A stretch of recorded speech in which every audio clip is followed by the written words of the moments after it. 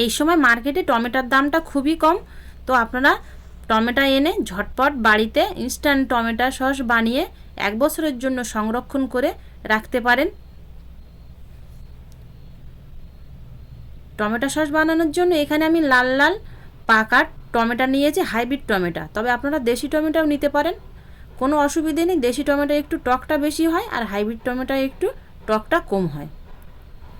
টমেটোগুলো আগে থেকেই ধুয়ে নিয়েছি। এবার টমেটোগুলো ছোট ছোট টুকরো করে কেটে নেব। যত ছোট টুকরো করবেন তত তাড়াতাড়ি সেদ্ধ হবে, সেই জন্য ছোট টুকরো করে কেটে নেব।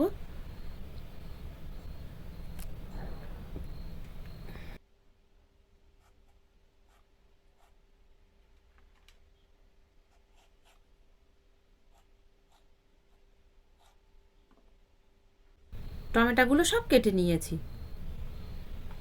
এবার ওই পাত্রের মধ্যেই আমি হাফ চাকা পেঁয়াজ সরু সরু করে কুচে নেব।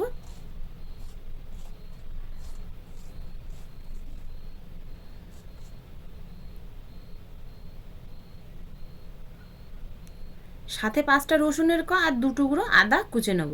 তবে আমি কুচে নিচ্ছি, তবে আপনারা হাতের কাছে যদি গ্রেটার থাকে গ্রেট করে নেবেন, তাহলে আরও তাড়াতাড়ি হয়ে যাবে। পেঁয়াজ রসুন আর আদাটা সব কিছু কুচে নিয়েছি।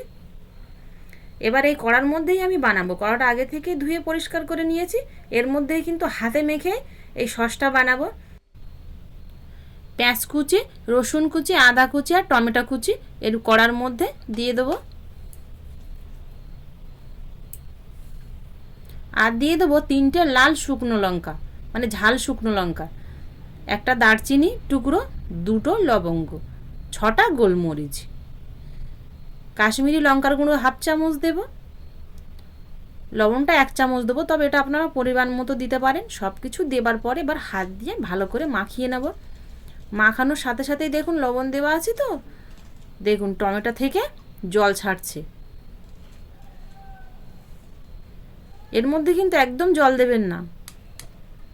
এবার গ্যাসটা ধরিয়ে দেবো, একদম ফ্লেমটা লোতে রাখবো। আপনারা যাতেই বানান না কেন ফ্লেমটা কিন্তু লোতেই রাখবেন। এবার কড়াটা বসিয়ে দেবো, ঢাকনা চাপা দিয়ে 1.5 মিনিট মতো জাল করে নেব।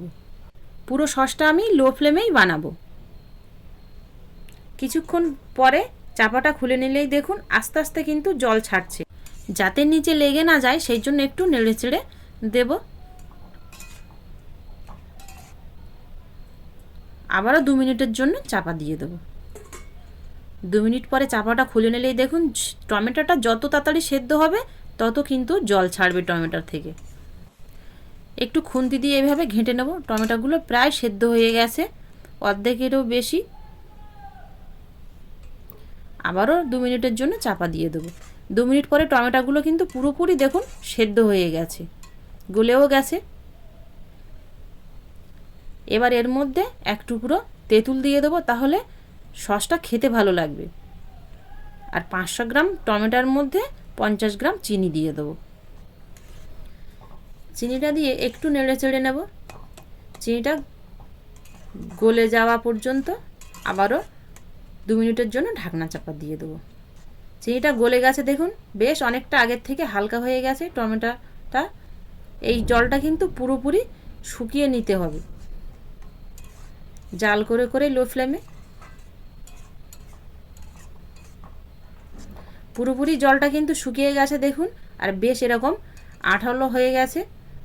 এরকমই রাখতে হবে টমেটো সসের জন্য। এর থেকে পাতলা রাখলে কিন্তু তাহলে মিক্সারে দিলে হালকা হয়ে যাবে, সসটা পাতলা হয়ে যাবে আর কি।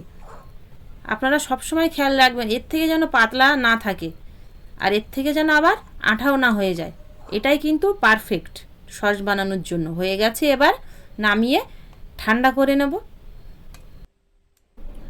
ঠান্ডা হয়ে গেলে এবার যে সকল বন্ধুদের কাছে মিক্সার নেই আপনারা খুব সহজে কিভাবে বানাবেন দেখে নিন। একটা পাত্র নিয়েছি আমি, আর নিয়েছি এখানে একটা চা ছাঁকনি। আপনারা যে কোনো ছাঁকনি নিতে পারেন। এবার অল্প অল্প নিয়ে এই ছাঁকনির মধ্যে দিয়ে হাতের সাহায্যে এইভাবে ডলা দিয়ে ছেঁকে সসটা বের করে নেব। যাদের কাছে মিক্সার আছে আপনারা মিক্সারের মধ্যে পেস্ট করে নিয়ে আবার এরকম ছাঁকনির মধ্যে ছেঁকে নিতে পারেন। ছাঁকার পরে দেখুন ঝালের শুকনো দানা আর টমেটোর ছিবড়েগুলো আছে এগুলো ফেলে দেব। একইভাবে সবটুকু ছেঁকে নেব।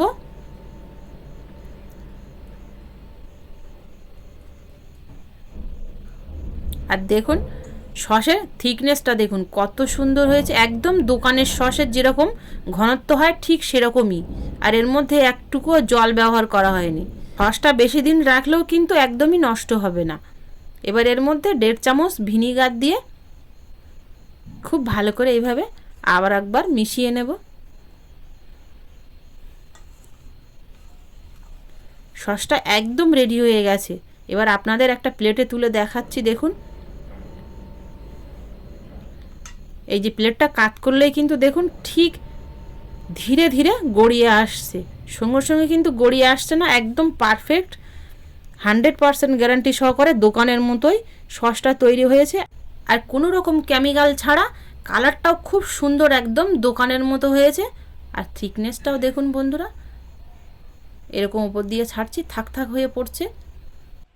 এরকমভাবে আপনারা ইনস্ট্যান্ট টমেটো সস বানিয়ে হামেশাই 1 বছর তো রেখে খেতে পারবেন। সসের রেসিপিটা কেমন হলো কমেন্টে জানাতে ভুল করবেন না। ভালো লাগলে লাইক করে আপনাদের বন্ধুদের কাছে প্রচুর প্রচুর শেয়ার করে, ও নূতন বন্ধু হয়ে থাকলে বেল আইকন সমেত সাবস্ক্রাইব করে পাশে থাকার অনুরোধ রইল।